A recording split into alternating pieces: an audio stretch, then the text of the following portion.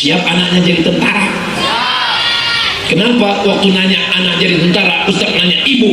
Karena ibu yang mengandung anak yang akan menjadi tentara. Kalau saya tanya bapaknya, bapak siap, ibunya belum tentu mau, anaknya nggak jadi. Betul Pak? Betul kan?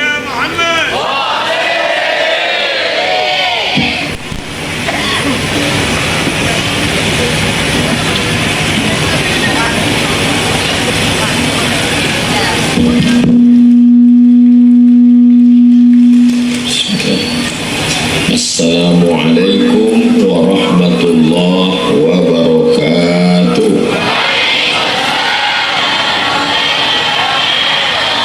Kalau tuan ke Pulau Batam, jangan lupa membeli rukam. Dari bunyi sambutan salam, sepertinya jamaah belum makan malam. Apa kabar Bapak Ibu semua? Saya Alhamdulillahi Rabb Muhammad wa ala alihi wa ashabihi wa barik hadratal habaib wal ulama al a'izza nafa'ana Allah bi ulumihim wa bi husni adabihim wa lutfihim. Semoga para habaib, para alim, para ulama panjang umur, berkah ilmunya untuk kita semua. Yang sama kita hormati pimpinan Pondok Pesantren Darul Ulum Kiai Haji Muhammad Anwar Mahfuz beserta seluruh keluarga besar, pimpinan-pimpinan Pondok Pesantren, Ketua PCNU Bondowoso, Bapak Bupati atau yang mewakili. Kalau tuan pergi ke kali jangan lupa bawa belati, kalau selalu mewakili lama-lama bisa jadi bupati. Bapak Wakil Bupati, Bapak Kapolres, Bapak Dandim dan Ramil Kapolsek, hadirin hadirat, muslimin muslimat, mukminin mukminat, solihin solihat yang belum kawin dan belum sunat. Semua yang hadir ini insyaallah dimuliakan Allah Subhanahu wa taala. Amin ya rabbal alamin. Datang penjajah dari Italia. Dari mana? Namanya Mussolini. Siapa namanya? Ingin menghancurkan Libya, ingin supaya masyarakat Libya meninggalkan Islam. Apakah hari ini Libya itu Islam? Kalau saya nanya, nggak usah dijawab, nanti saya jawab sendiri. Libya sampai hari ini Muslim 100%. Tidak berhasil ditumbangkan oleh Mussolini. Walaupun dia datang pakai tank besi, walaupun dia datang pakai meriam besi, tapi Islam tetap berkumandang di Libya. Asyhadu an la ilaha illallah wa asyhadu anna Muhammadan Rasulullah. Kenapa masih tetap bertahan Islam di Libya? Jangan kemana-mana, kita lanjutkan setelah yang satu ini.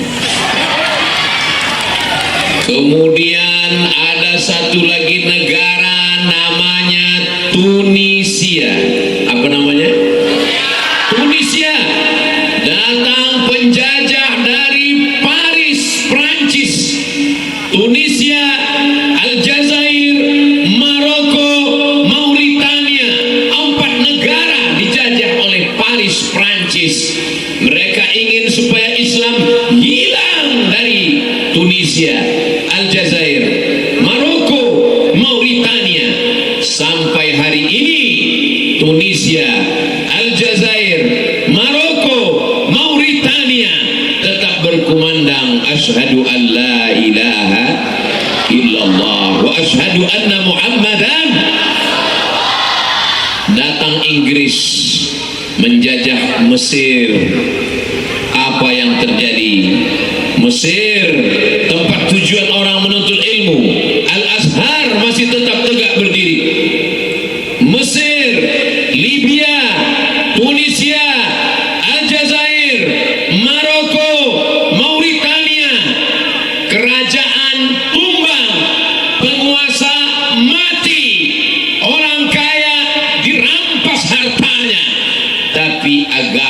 Islam tetap tegak berdiri. Kenapa Islam tidak bisa dihilangkan dari Mesir, Libya, Tunisia, Aljazair, Maroko, Mauritania? Jawabannya karena masih ada pesan. Itu jawabannya. Raja Mesir namanya Khedive Ismail tumbang. Raja Maroko masih ada sampai hari ini, namanya Muhammad VI. Nama ayahnya Hasan II, nama kakeknya Muhammad V, nama moyangnya Hasan I. Kenapa penjajah tidak berhasil? Karena masih ada pesantren. Pesantren kan di Indonesia Pak Ustadz. Kalau di Maroko namanya zawiyah. Apa namanya? Zawiyah. Zawiyah artinya pojok, zawiyah artinya sudut. Ini masjid, di sudut masjid ada seorang ulama membacakan kitab, lalu muridnya keliling lingkaran. Lingkaran itu disebut dengan halaqoh. Apa namanya? Halaqoh. Pojok, sudut, zawiyah. Ulama duduk bacakan kitab, lalu orang berkeliling. Lingkaran itu namanya halaqoh. Itulah cikal bakal pesantren.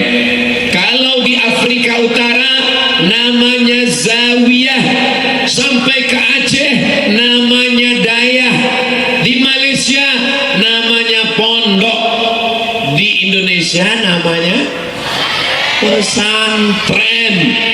Lebih dulu pesantren atau Indonesia? Indonesia katanya. Pesantren katanya. Saudara yang dimuliakan Allah Subhanahu wa taala, ketika penjajah datang, Tentara Nasional Indonesia yang berjuang melawan Belanda, masih ada orang yang takut mati, masih ada orang yang takut melawan Belanda. Lalu tentara datang menemui ulama. Ulamanya ada di pondok pesantren. Indonesia belum merdeka, masih dijajah Belanda. Lalu kemudian ulama berfatwa, memerangi Belanda hukumnya wajib.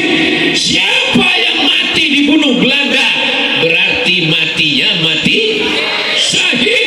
Akhirnya tentara dengan masyarakat menggelorakan teriakan mereka, satu teriakan, Allahu Akbar. Belanda lari pontang-panting pulang ke Amsterdam. Akhirnya kita merdeka pada 17 Agustus 1945. Tanah yang kita injak ini adalah darahnya para syuhada. Bumi yang kita hidupi hari ini adalah kain kafannya orang-orang yang dulu berjuang menolong agama Allah. Di mana semangat itu dihidupkan? Di pesantren. Makanya kalau ada orang mengatakan pesantren itu sarangnya radikal, betul? Betul.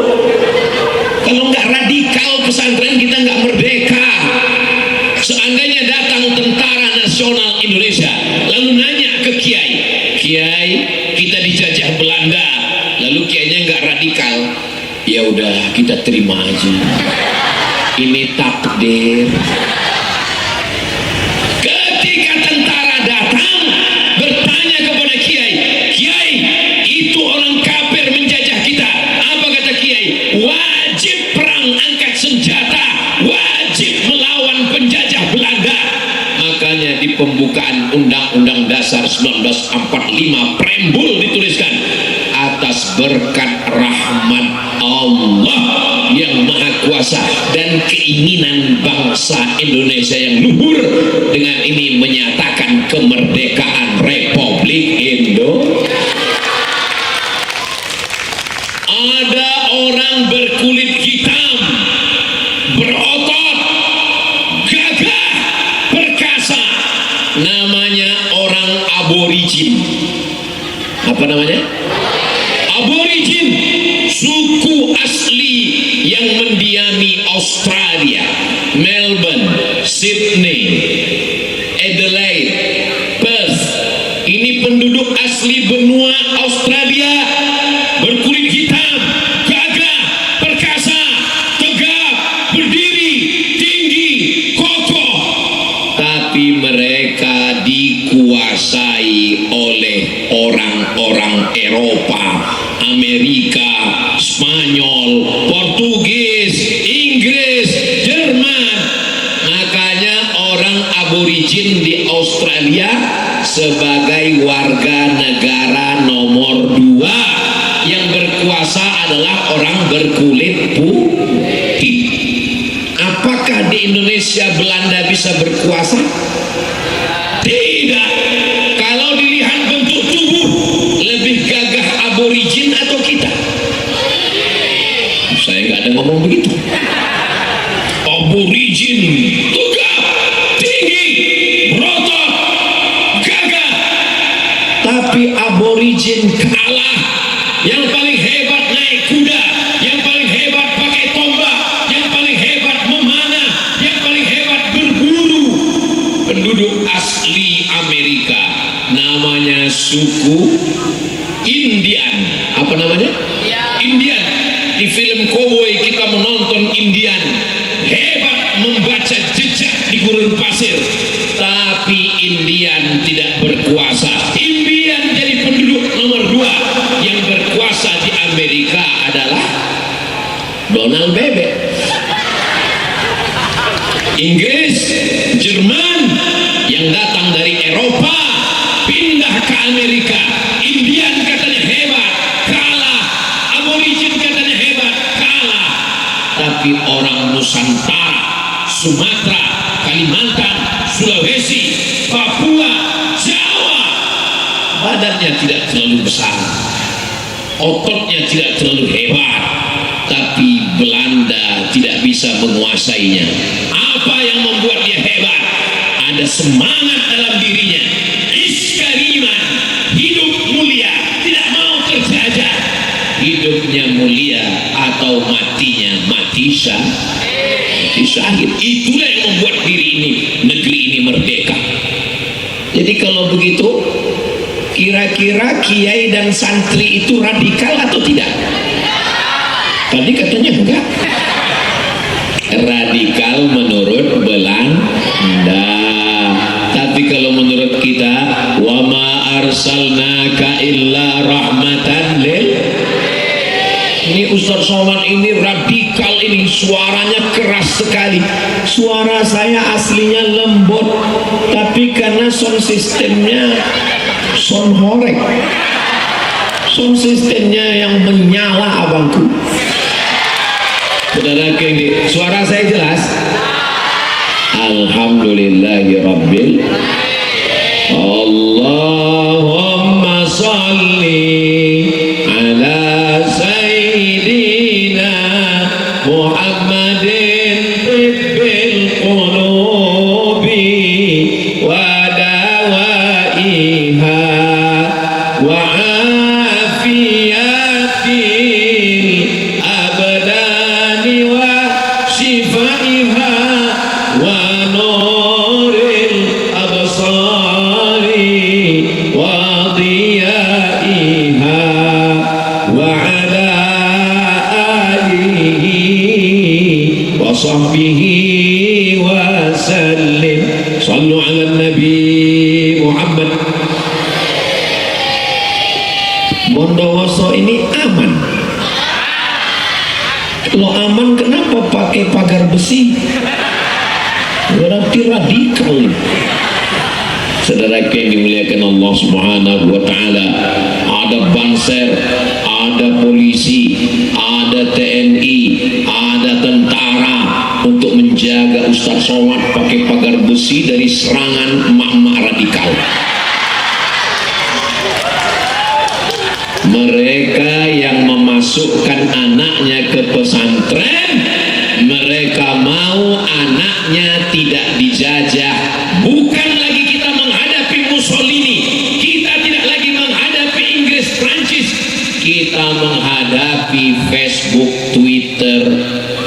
Instagram, TikTok, grup WhatsApp dan lain sebagainya. Apakah di pesantren Darul Ulum ini santri boleh pakai handphone? Selamat dari penjajahan. Sekarang yang di luar pondok sudah kena jajah internet semua. Anak-anak baru lahir, kedinginan menggigil, dimasukkan ke dalam kotak kaca. Apa namanya? Karburator, inkubator. Di setel berapa derajat Celcius, masukkan bayi ke dalam. Bayi yang menggigil menjadi tenang karena inkubatornya hangat. Tapi yang jaga sibuk main handphone, yang jaga main handphone terus sampai akhirnya dia lupa, akhirnya anak itu matang dalam inkubator, dijajah oleh internet. Seorang ibu sibuk ngurus anak, tapi juga dia mau main TikTok, dia juga mau streaming. Akhirnya anak dia ikat ke batang pisang. Sudah dapat fotonya? Nanti saya share. Diikatnya anaknya ke batang pisang, dia sibuk main internet. Kawan saya, sahabat saya, alumni Mesir, ngajar di sekolah. Suatu hari diadakan razia. Semua handphone kumpul, masuk keranjang, ambil handphone siswa-siswi, ambil, periksa satu-satu. Handphone yang paling hancur dipanggil bapaknya. Bapak besok datang. Bapak kerja masuk kantor. Ibunya datang. Anak ibu kurang ajar. Handphone isinya macam-macam. Tolong awasi anak ibu. Setelah dikasih tahu, ibunya ngomong, mohon maaf Pak, itu handphone suami saya. Bukan kenakalan remaja, tapi kenakalan. Saya nggak ada ngomong begitu. Saudaraku yang dimuliakan Allah Subhanahu wa Ta'ala, anak-anak kita ini kalau mau selamat dari penjajahan Mussolini, selamat dari penjajahan, tidak ada jalan lain, masukkan ke pesantren Darul Ulum. Ingat, kuota terbatas. Daftarkan segera sebelum tanggal berikut ini. Saudara yang dimuliakan Allah Subhanahu wa Ta'ala, kira-kira kalau anak-anak di Bondowoso ini selamat, otaknya, pikirannya, hatinya diisi dengan akhlakul karimah, kalau nanti mereka menjadi pemimpin bangsa, menyelamatkan Indonesia, Ustaz Abdul Somad dapat pahala enggak? Alhamdulillah. Padahal saya nggak membangunkan dia subuh untuk sholat, saya tidak mendidiknya baca nazam, saya tidak mengajarnya satu huruf pun Al-Quran, tapi saya dapat pahalanya. Kata siapa? Ya kata mereka tadi. Kenapa saya dapat pahalanya? Karena tadi sebelum naik ke atas pentas, peletakan batu pertama masuk ke dalam lubang. Pas saya lihat lubangnya banyak kresek, siram semen, Habib bacakan doa, masukkan batu. Saya di beberapa tempat nggak berani masukkan batu karena banyak batu itu nggak nambah, tapi di Bondowoso saya yakin. Kenapa Ustaz di Bondowoso yakin? Karena ini namanya emas koneng. Di sini banyak emas. Apalagi sekarang harga emas lagi. Saudara yang dimuliakan Allah Subhanahu wa Ta'ala, yang bisa ngasih emas, masukkan emas ke dalam. Cincin, anting, rantai, gigi emas, masukkan ke dalam. Ibu punya anting, ibu punya cincin, ibu punya subang, ibu punya gelang, ibu punya rantai. Kalau meninggal dunia semuanya habis diambil oleh, jangan suuzon. Mereka mereka nggak akan mungkin ngambil, mereka hanya jual. Betul Pak?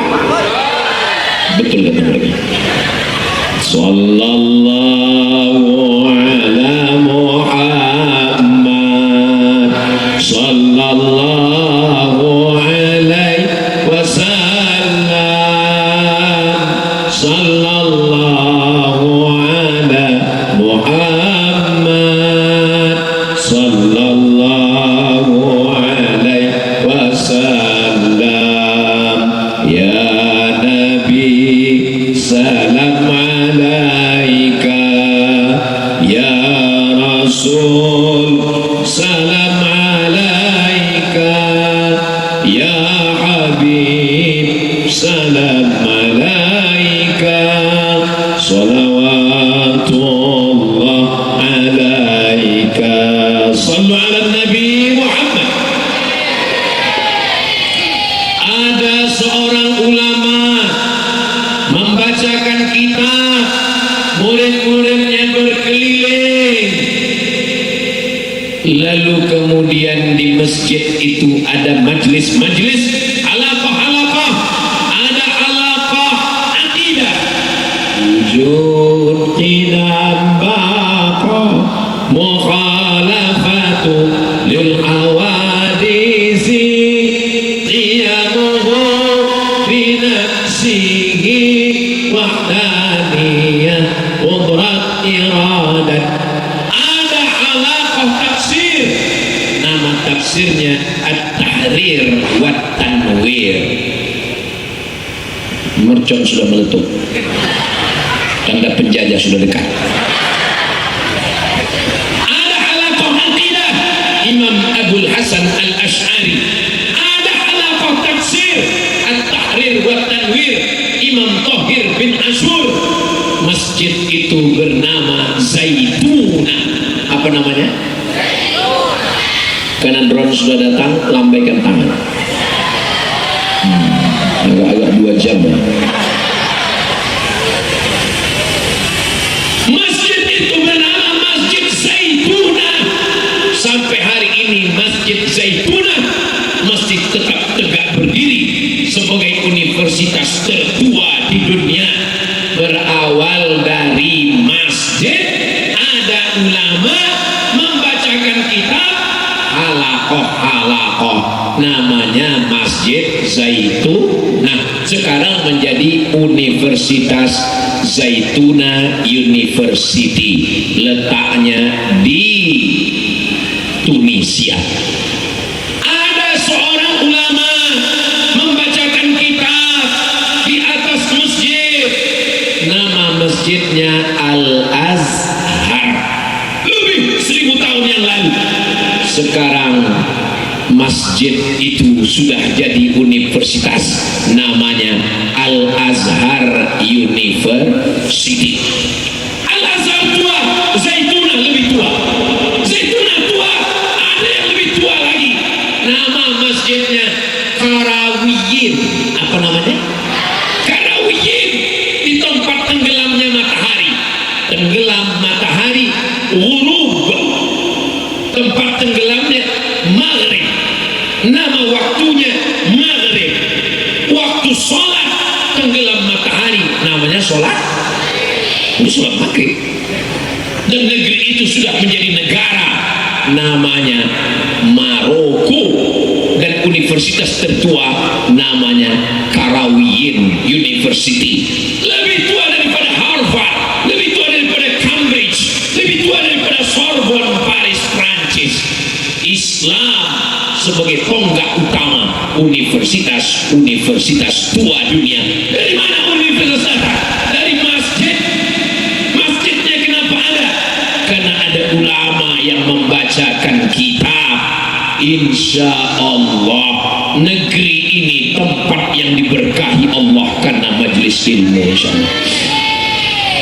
Wa idza quri'al Qur'an, apabila Quran dibacakan, fastami'u lahu, dengar baik-baik, wa ansitu, diam, la'allakum turhamun, mudah-mudahan kamu dirahmati Allah.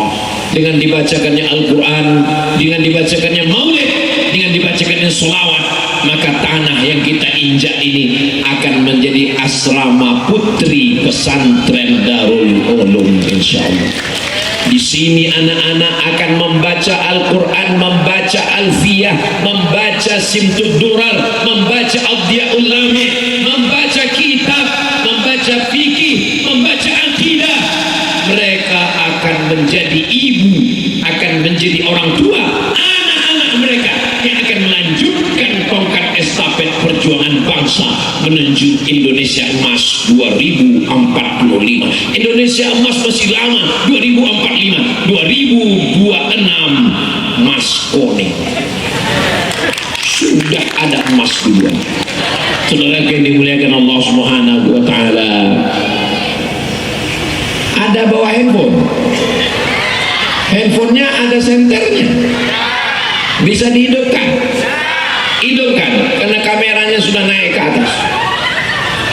Salatullah salamullah ala taha rasulillah, salatullah salamullah ala yasin habibillah, salatullah salamullah ala taha rasulillah, salatullah salamullah ala yasin habibillah, tawassalna bismillah wa bihadi rasulillah wa kulli mujahidin lillah badri ya Allah, salatullah salamullah ala taha rasulillah, salatullah salamullah ala yasin habibillah, ala yasin habibillah, ala yasin habibillah. Sallu ala Nabi Muhammad. Ada seorang ulama yang ikhlas membacakan kitab fikih akidah Imam Abil Hasan Al-Asy'ari, mazhab fikih Imam Syafi'i, akidah Imam Abil Hasan Al-Asy'ari, tasawuf Imam Abi Hamid Al-Ghazali. Murid-muridnya berdatangan, itulah berdiri satu lembaga namanya Darul Mustafa. Apa namanya? Darul Mustafa, dar rumah Mustafa, orang yang dipilih oleh Allah. Sallallahu alaihi Nabi Muhammad. Sayyidil Habib Umar bin Hafiz, murid-muridnya turun ke Nusantara. Lalu kemudian ada satu lembaga, datang orang merubah masjid jadi museum. Masjid tutup, kalau mau buka jadi museum. Masjid nggak boleh ada, masjid jadi museum. Lalu kemudian tarekat-tarekat dibubarkan, tarekat Qadiriyah bubarkan, tarekat Naqsabandiyah bubarkan, tarekat Histiyah bubarkan, dan azan tidak boleh pakai bahasa Arab. Siapa yang azan pakai bahasa Arab, ada satu yang pernah nyoba pakai bahasa Arab, tangkap, pancung kepalanya. Tapi Islam tidak pernah hilang. Kenapa? Karena masih ada pesan. Ada seorang ulama namanya Syekh Sulaiman Tanuhan. Syekh Sulaiman membacakan Quran, muridnya mendengar, dia tetap sabar mendidik anak-anak. Dan sekarang pesantren yang terbesar di dunia, Eropa, Amerika, Afrika, Australia, Asia, tersebar di 5 benua. Bukan dari Al-Azhar Mesir, bukan dari Ummul Qura Mekah, tapi dari negeri yang masjid pernah ditutup, dari Turki. Namanya namanya Syekh Sulaiman Tanuhan. Itu menunjukkan dari Yaman sampai ke Afrika, sampai ke Turki, sampai ke Nusantara, Islam bertahan karena ada pesantren. Siap jaga pesantren? Siap jaga kiai? Takbir! Saudara yang dimuliakan Allah Subhanahu wa taala, hidup ini ada masanya berakhir. Pasangan malam siap, berubah warna lampunya merah putih sekarang. Sudah merdeka setelah pesantren mendidik anak-anak bangsa. Kira-kira tamat pesantren masuk tentara bisa atau enggak? Bisa. Kalau nggak percaya tanya sama Pak Dandim. Kira-kira tamat pesantren masuk polisi bisa nggak? Bisa. Ustadz Somad kalau ada anak pesantren hafal Quran, suaranya bagus, badannya sehat, bawa berkasnya, masukkan ke polisi. Yang ngomong polisi, bukan polisi palsu, polisi asli. Kira-kira nih, kira-kira saya boleh nanya, polisi, tentara, Ustadz Abdul Somad, 3. Polisi, tentara, Ustadz Abdul Somad. Saya ulang lagi, polisi, tentara, Ustadz Abdul Somad. Kalau berdakwah yang didengar orang polisi, tentara, atau Ustadz Abdul Somad? Yakin? Oke. Ada orang suka main judi online, yang satu lagi kena pinjol. Kenapa dia terjerat pinjol? Karena nggak punya uang. Akhirnya pinjol foto KTP, dapat uang. Uangnya dipakai untuk judol. Setelah judi online kalah, stres, depresi, datang Ustadz Somad ceramah. Innamal khamru, khamar, narkoba, wal maisir, judi. Innamal khamru, wal maisir, wal ansab, wal azlam, rijsun najis, min amal syaitan, perbuatan setan. Fajtanibu, jauhi. Dia nggak takut. Datang Ustadz Somad ke tempat orang yang pakai narkoba, orang yang pakai sabu-sabu, orang yang berjudi. Dia cuek aja, emang masalah buat lo. Datang bapak polisi, nggak pakai ayat, nggak pakai sound system, nggak pakai tablik akbar. Datang bapak TNI, cukup dengan pistolnya. Mau main sabu, jangan tembak dulu, jangan. Mau main sabu, datang pak polisi, mau narkoba. Sekarang saya tanya, kira-kira lebih efektif polisi, tentara, atau Ustadz Somad? Terlalu cepat kalian berpindah ke orang. Baru 1 menit yang lalu bilang Ustadz Somad. Ustadz Somad, kapan kita bergerak? Takbir Ustadz, kerahkan umat ke Palestina. Yang membebaskan Palestina adalah Salahuddin Al-Ayyubi.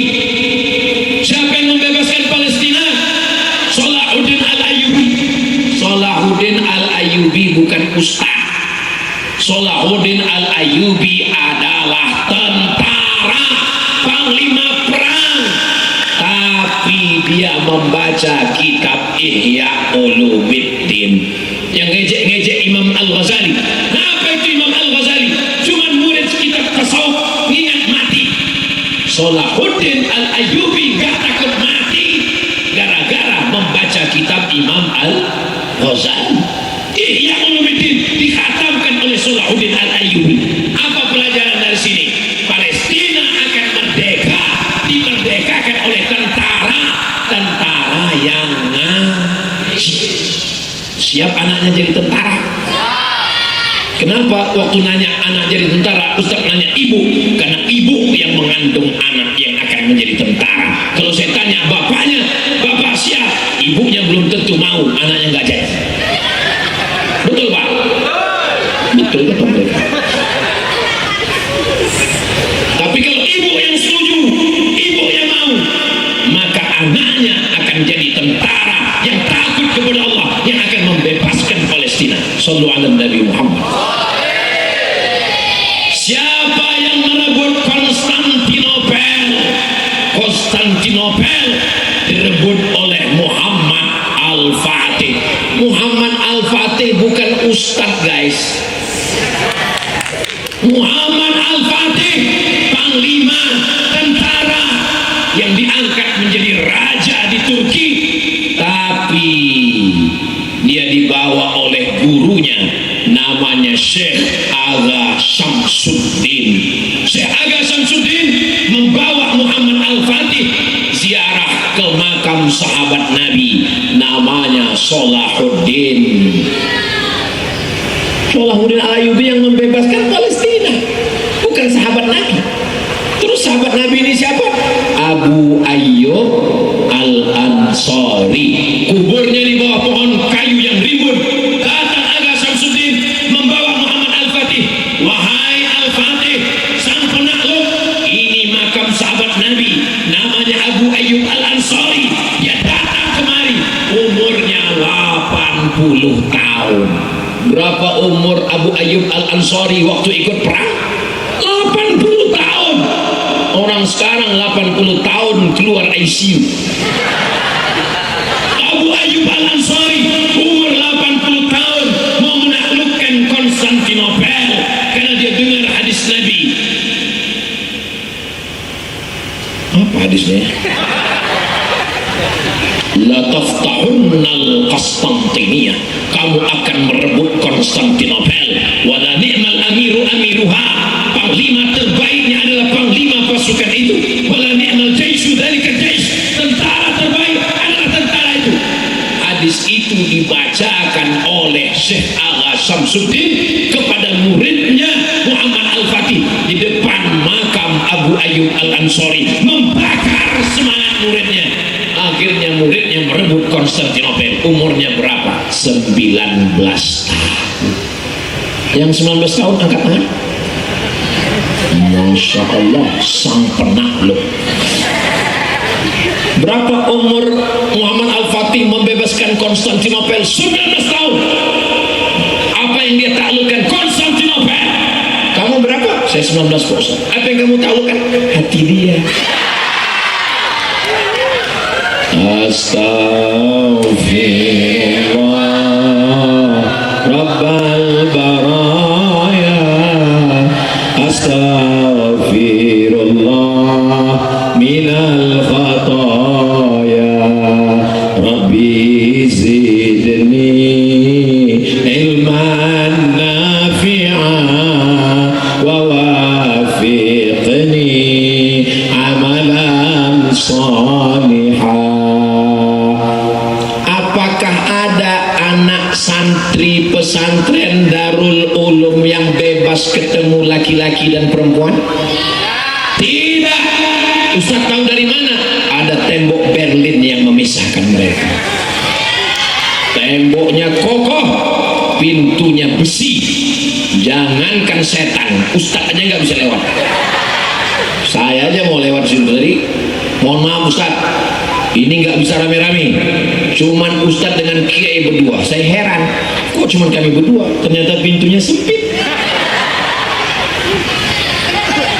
Untuk masuk ke kampus perempuan, anak ibu kalau masuk Darul Ulum, terjaga matanya, terjaga tangannya, terjaga rambutnya, terjaga lututnya, terjaga auratnya, terjaga kemaluannya. Masukkan anak-anak Anda segera. Ustaz, bagaimana dengan suami saya? Daftarkan suaminya.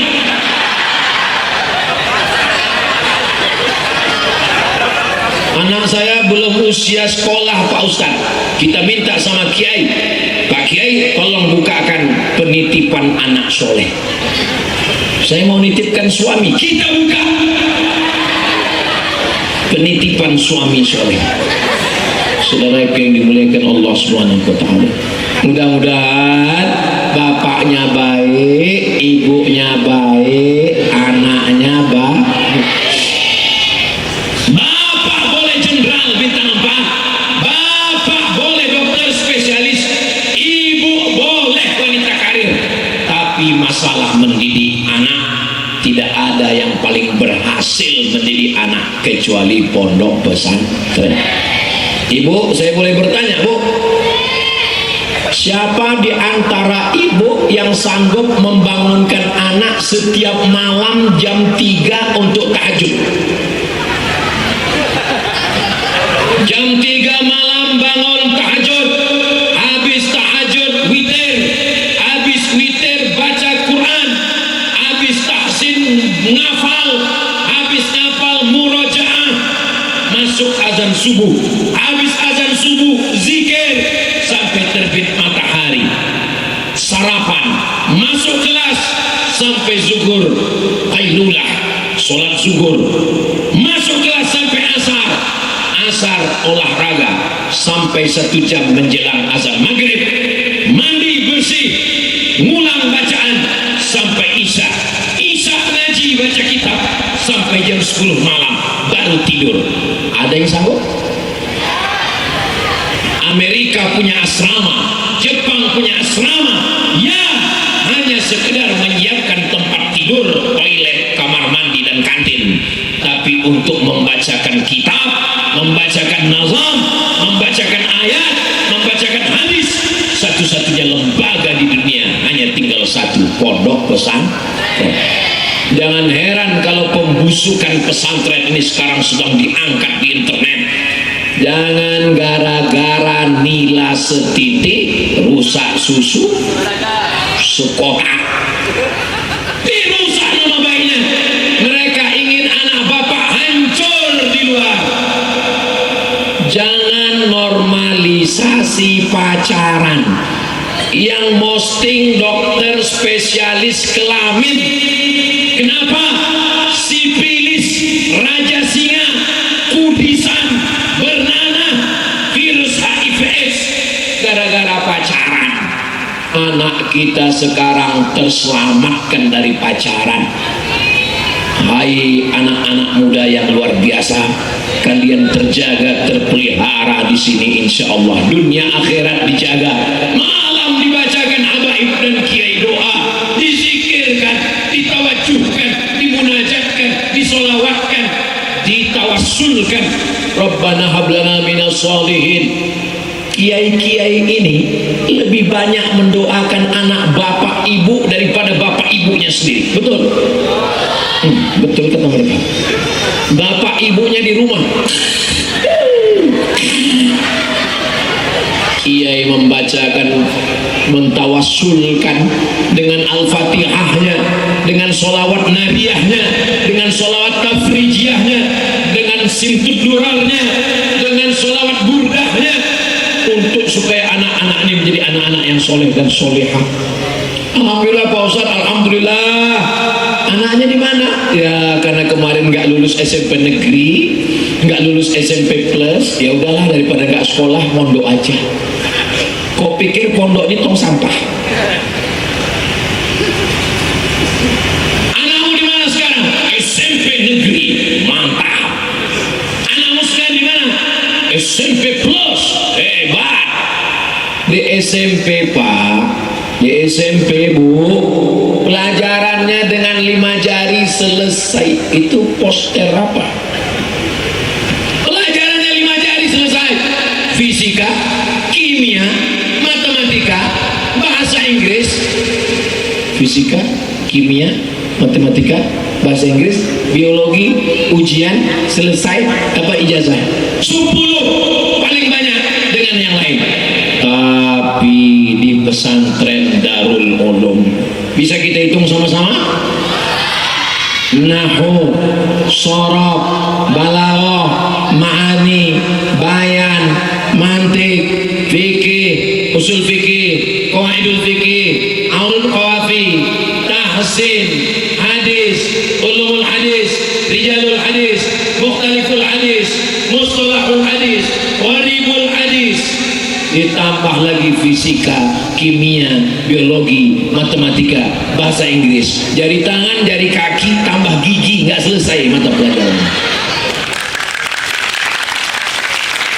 Jadi kalau ada orang mengatakan bangganya dengan punya anak sekolah umum, belum tentu juara dia di pesantren.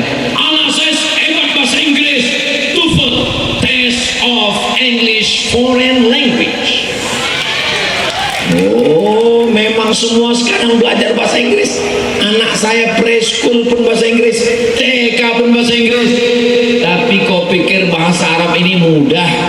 Bahasa Inggris paling banyak killing,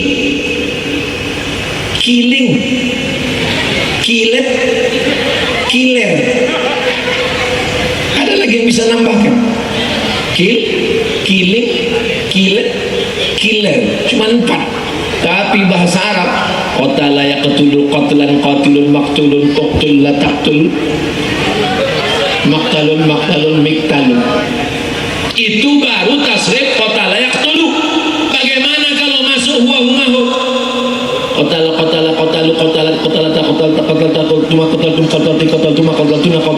Nah, bagaimana kalau masuk yaqtulu?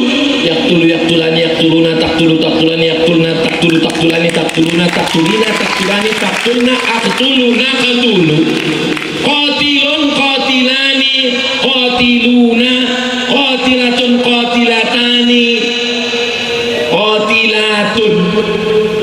Makanya kalau tanggung pecah pembuluh darah. Anakmu yang terpintar, anakmu yang tercerdas, anakmu yang terhebat, masukkan ke Darul Ulum berdosa. Barulah akan lahir Imam Syafi'i gengsi.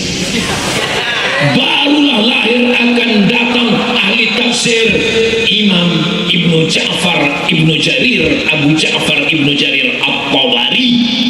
Anakmu yang tercerdas, anakmu yang terpintar, anakmu yang terhebat, itu yang kau masukkan ke pesantren, insya Allah. Saya di mana-mana kalau saya ceramah pesantren itu biasanya kotak-kotak sodakoh keluar. Tapi di Darul Ulum ini nggak ada kotak. Karena memang di sini orang sedekahnya nggak pakai kotak, langsung transfer banking,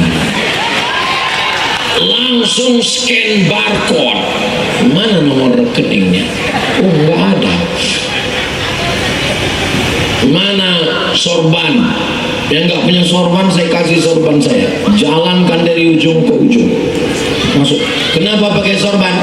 Karena kalau pakai kotak nanti kecil, nggak muat. Yang nggak bawa uang masukkan STNK BPKB. Kalau selesai balikkan. Sallallahu ala Muhammad sallallahu alaihi wasallam sallallahu ala Muhammad sallallahu alaihi wasallam. Ya Nabi salam alaika, ya Rasul salam alaika, ya Habib salam alaika,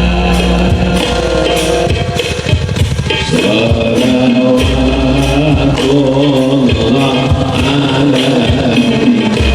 Sallallahu ala Nabi Muhammad. Maulaya salli wa sallim ma abadan ala habibika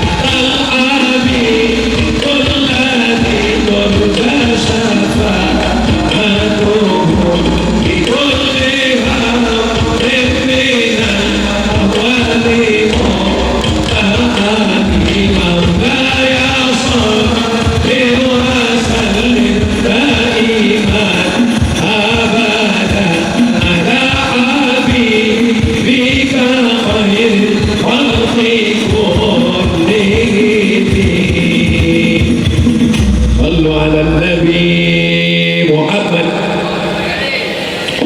Mana sarung saya tadi hilang? Masih ada. Mudah-mudahan yang bersedekah rezekinya berlimpah. Ma'akal taba'afnaita, yang dimakan busuk, yang dimakan busuk. Wa malabista fa'ablaita, yang dipakai lapuk, yang dimakan busuk, yang dipakai lapuk. Wa ma tasaddaqta fa'amdaita, yang kau infakkan itulah bekal untuk hari esok. Yang dimakan busuk, yang dipakai lapuk, yang diinfakkan itulah yang akan mengalir untuk hari esok. Berapa banyak orang kaya mati, orang kaya mati, orang miskin mati, pejabat mati, polisi ada pada polisi, tentara ada pada ustaz. Astagfirullah. Kita semua akan mati, tapi yang mengalir setelah kita mati, yang akan masuk ke dalam liang lahat, yang akan menerangi kubur kita, dibangun asrama putri pagi, petang, siang, malam, baca Quran, murojaah, baca kitab, mengalir pahalanya ke makam kita insya Allah. Kotak jangan cuma di bawah, naikkan ke atas. Sudah, kasih sekali lagi. Saudara yang dimuliakan Allah Subhanahu wa taala, yang mengalir ke makam kita, idza matal insan, hadisnya ada dalam kitab Sahih Muslim, kalau manusia mati inqata'a, putus semuanya, tapi yang tetap mengalir adalah shadaqatin jariyah, ilmin yuntafa'u bih, waladin salihin yad'u lah. Mudah-mudahan anak-anak kita tamat dari Darul Ulum ini menjadi anak-anak yang berbakti kepada orang tua. Kami ini masa lalu anak-anakku sekalian. Kami ini fi'il madhi mabniun alal fathi, yang tidak akan mungkin berubah lagi. Tapi kalian fi'il mudhari, bisa jadi jazam, bisa jadi nasab, bisa jadi kasrah. Kalian yang akan merubah masa depan. Banyak orang mencaci kegelapan. Kenapa begini? Kenapa gelap? Tapi tak banyak yang mau menyalakan lilin untuk menghalau kegelapan. Insya Allah yang mau menyalakan lilin walaupun dirinya terbakar, supaya Indonesia ini tetap terang, pondok pesantren. Salah satunya adalah pondok pesantren Darul Ulum. Dar, rumah ulum, ilmu. Darul Ulum, rumah ilmu, ilmu agama ada, ilmu umum ada, ilmu bumi ada, ilmu langit ada, ilmu dunia ada, ilmu akhirat ada. Selamat dunia, selamat akhirat insyaallah. Saya mau setelah tausiah ini jangan hanya sekedar tablik akbar ceramah selesai. Saya mau besok datang orang ke pesantren Darul Ulum menemui Kiai. Assalamualaikum Kiai Anwar. Ya, mana asrama yang mau dibangun? Mana kelas? Mau bantu? Enggak, nanya aja. Saya sudah dengar ceramah Ustaz Somad tadi malam. Ternyata semuanya tinggal, rumah besar tinggal, mobil besar tinggal, istri besar tinggal. Setelah mendengar itu, saya mau tanah saya ini juga dibawa Pak Kiai Anwar. Itu saya ada tanah di sana, itu saya wakafkan. Oh mantap. Tanah siapa Pak? Enggak tahu. Saudara yang dimuliakan Allah Subhanahu wa taala, jangan hanya sekedar meriah pada saat tabligh akbar, tapi setelah tabligh akbar juga datang jamaah kemari. Kenapa? Karena hidup ini tidak lama. Saat lahirnya diazankan Allahu Akbar, Allahu Akbar.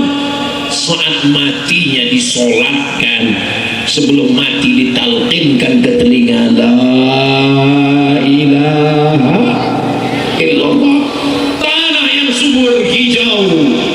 Tadi waktu di jalan saya lagi buka handphone, begitu saya lihat jendela padi, wah kita sedang berada di tengah Musa membelah Laut Merah, saya malam ini berjalan di tengah sawah. Kanan padi, kiri padi, sampai di sini kebun, pokok kayu, pisang, masih di mana kita ini? Subur tanahnya, dan saking suburnya bunga-bunga tumbuh di atas pentas. Luar biasa suburnya tanah ini. Tapi padi akan mati, pisang hanya berbuah satu kali, tanam-tanaman ada masanya dipotong. Tapi saat Nabi Isra Mi'raj, dia melihat ada tanaman yang dipotong tumbuh lagi, yang dipotong tumbuh lagi, yang dipotong berbuah lagi. Apa itu? Inilah dia jihad fisabilillah. Man kharaja fi talabil ilmi, siapa yang keluar rumah dengan niat menuntut ilmu, fa huwa fisabilillah, maka dia sama seperti orang yang berjihad fisabilillah. Hatta yarji'a, sampai dia pulang ke rumah ikhlas. Dia akan keluar, dia akan kuliah sejauh mata memandang, dia akan masuk jadi polisi, tentara, abdi negara, akan jadi hakim mahkamah konstitusi, akan jadi dokter spesialis. Mereka yang akan melanjutkan Indonesia sampai hari kiamat insyaallah. Amin ya rabbal. Tadi saya mulai ceramah jam 9. Kenapa Ustaz melihat jam? Kayak ada semut naik ke kaki saya. Rupanya sudah pas jam 10. Saya sudah ceramah 1 jam 60 menit saya ceramah. Saya lihat ke kiri, saya lihat ke kanan, jamaahnya masih tetap melotot. Nggak ada yang nunduk, nggak ada yang menguap. Memang orang Bondowoso ini tahan mendengar ceramah. Kira-kira kalau saya ceramah 1 jam lagi masih sanggup? Bapak masih kuat? Saya udah mau mati. Saya tadi subuh, sebelum sholat subuh berangkat dari rumah, transit di Jakarta, lanjut ke Surabaya. Di Surabaya sholat Jumat di Masjid PLN, khutbah dan pengajian, lanjut ke Bondowoso, istirahat di rumah Habib Muhammad Amin, lanjut kemari. Ini kalau diteruskan husnul khotimah ini. Di mana-mana Ustaz Somad ceramah 1 jam, kecuali di Darul Ulum ini 1 jam 2 menit. Dalam yang dimuliakan Allah Subhanahu wa Ta'ala. Mudah-mudahan yang saya sampaikan tadi membangkitkan semangat santri untuk serius belajar.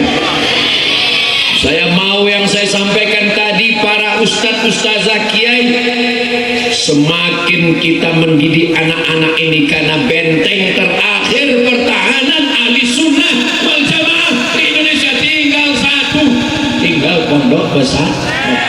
Ada MUI, betul, tapi yang ngisi MUI itu mesti alumni pesantren.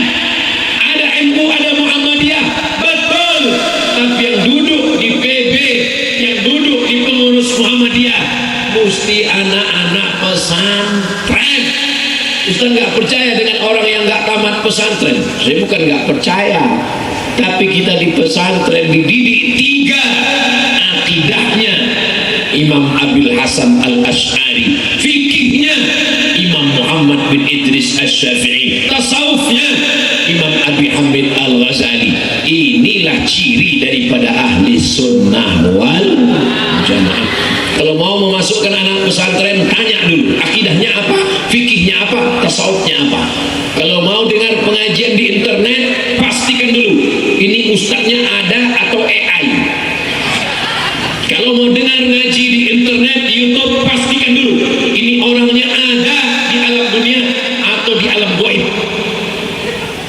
Jamaah ini sudah sering dengar ceramah Ustaz Somad, betul?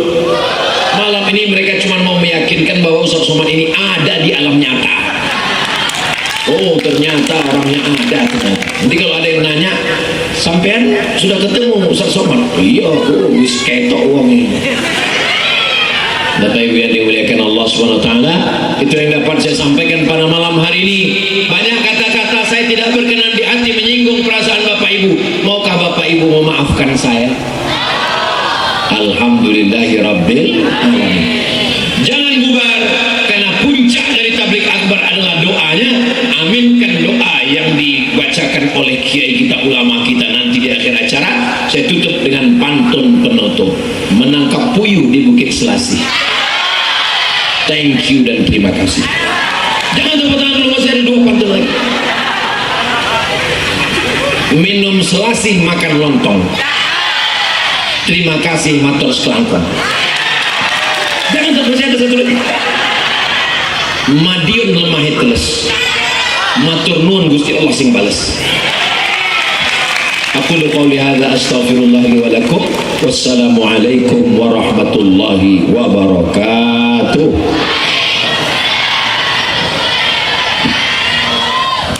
Syukran jazila kami